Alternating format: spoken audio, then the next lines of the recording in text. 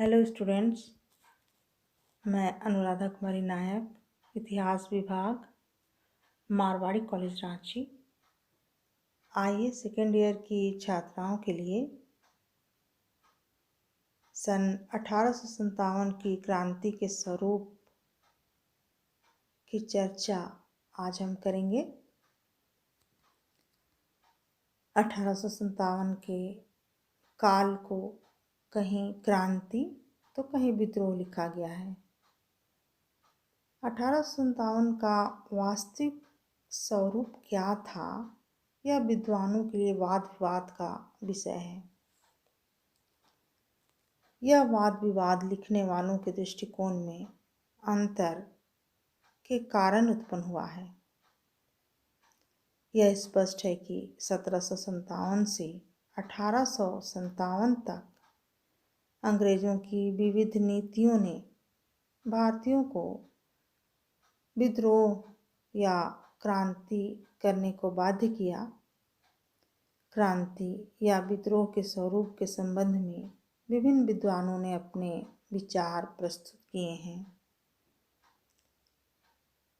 इसके स्वरूप के संबंध में अनेक विचार सामने आए हैं। अब हम देखेंगे पॉइंट नंबर 1। यह एक सैनिक विद्रोह था। अधिकांश ब्रिटिश लेखकों एवं भारतीय लेखकों ने इसे सैनिक विद्रोह कहा है। जॉन लॉरेंस ने इसे सैनिक विद्रोह एवं उसका कारण चर्बी वाला कारतूस बताया है। इतिहासकार सीले ने लिखा है कि यह विद्रोह एक पूर्णतः देशभक्ति रहित और स्वार्थी सैनिक विद्रोह था। इनके सुर में सुर मिलाते हुए भारत सचिव स्टैनले के मेल्सन, ट्रेवेलियन, डॉडवेल एवं रॉबर्ट्स आदि ने भी इसे सैनिक विद्रोह करार दिया है। भारतीयों में सर सैयद अहमद खां, मुंशी जीवनलाल, दुर्गादास बंदोपाध्याय एवं रमेश चंद्र मजूमदार आदि ने भी इसे एक सैनिक विद्रोह माना। मजूमदार ने बताया कि बाद में इसने जन आंदोलन का रूप ले लिया। यह सैनिक विद्रोह मात्र था, इस कथन को स्वीकार नहीं किया जा सकता, क्योंकि इसमें भारत की पूरी सेना ने भाग नहीं लिया। बहुत से भारतीय सैनिक अंग्रेजों का साथ दे रहे थे। उदाहरण के लिए सागर में 42वीं देसी पलटन तो विद्रोही थी, मगर 31वीं देसी पलटन के सिपाही किले में शरण लिए हुए 370 अंग्रेज पुरुष, महिला एवं बच्चों की रक्षा कर रहे थे। ऐसी ही स्थिति अधिकांश जगह थी। सैनिकों का साथ जनता ने दिया। अवध की जनता, कृषक एवं तालुकेदार एवं दस्तकार आदि सभी ने अंग्रेजों के खिलाफ विद्रोह किया था। अंग्रेजों ने जो जांच कमीशन बैठाया, उसने भी बताया कि बड़ी संख्या में नागरिकों ने इसमें भाग लिया। अतः इसे मात्र सैनिक विद्रोह नहीं माना गया। पॉइंट नंबर 2, मुस्लिम सत्ता की पुनः स्थापना का षड्यंत्र। सर जेम्स आउट्रम एवं डब्ल्यू टेलर ने इस विद्रोह को हिंदू मुस्लिम षड्यंत्र का परिणाम बताया है। आउट्रम का कहना था कि यह एक मुस्लिम षड्यंत्र था, जिसमें हिंदुओं की शिकायतों का लाभ उठाया गया। वस्तुतः मुस्लिम लोग इस षड्यंत्र द्वारा हिंदुओं का सहयोग प्राप्त कर अपनी सत्ता की पुनर्स्थापना करना चाहते थे।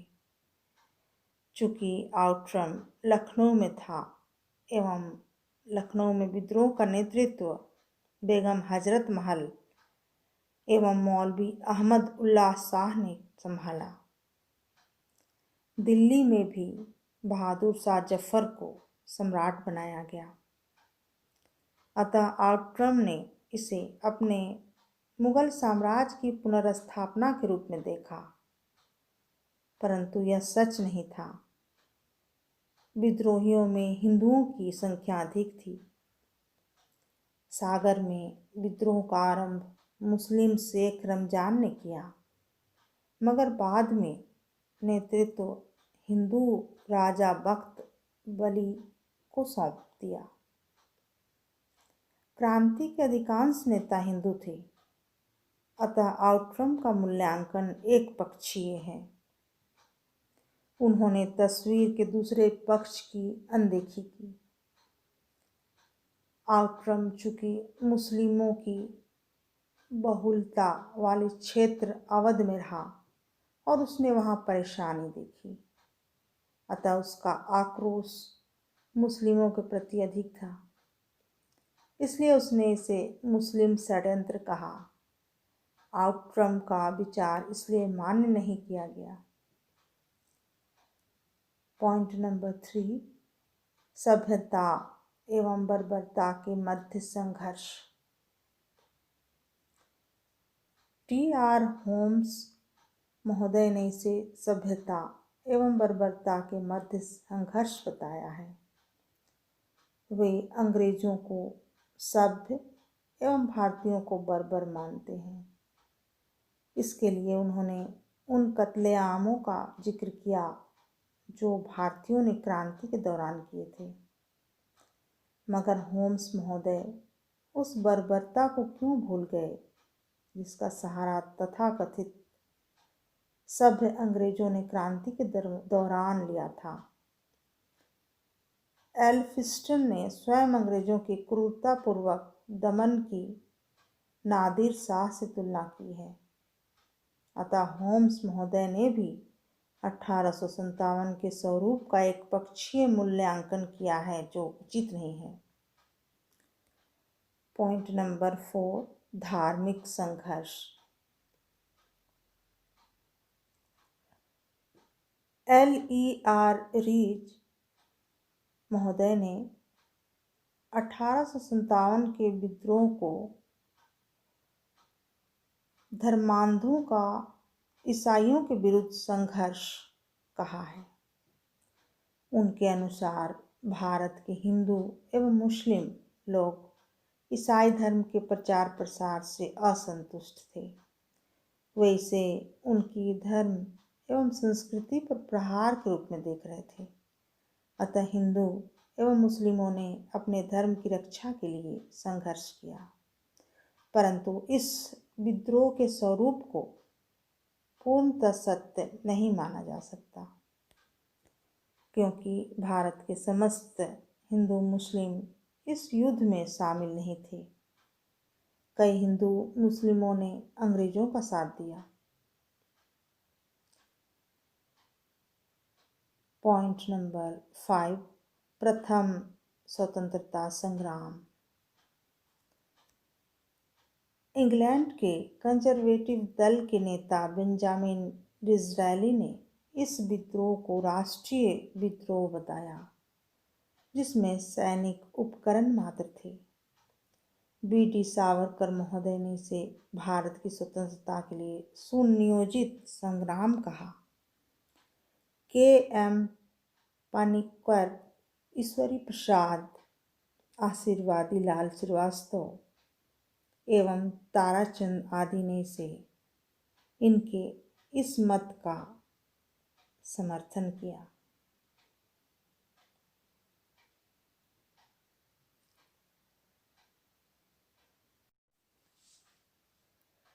क्रांति। कार्ल मार्क्स ने भारत के इस राष्ट्रीय विद्रोह को क्रांति कहा।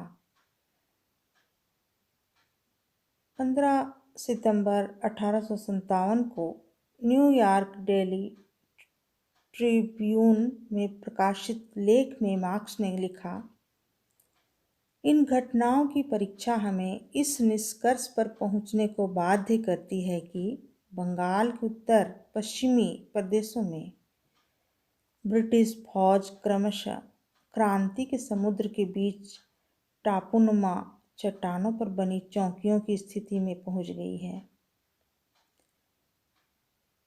न्यूयॉर्क डेली ट्रिब्यून में क्रांति के दौरान मार्क्स ने 21 लेख एवं उसके आग्रह पर फ्रेडरिक एंगल्स ने 10 लेख लिखे। ये सभी लेख मॉस्को से 1959 में प्रकाशित पुस्तक the first Indian war of independence, Bharat का प्रथम स्वतंत्रता संग्राम नामक पुस्तक में छपे हैं। मार्क्स ने सन 1857 को राष्ट्रीय विद्रोह के रूप में भी देखा और इसे क्रांति की भी संज्ञा दी। सुरेंद्र नाथ सेन ने भी लिखा है कि क्रांतियाँ एक छोटे से वर्ग द्वारा की जाती है। जनता की सहानुभूति उनके साथ होती है, परंतु उनमें से अधिकांश व्यक्ति निष्क्रिय रहते हैं। अमेरिकन स्वतंत्रता युद्ध एवं फ्रांसीसी क्रांति में भी ऐसा ही हुआ था। इन्हें हम स्वतंत्रता संग्राम मानते हैं।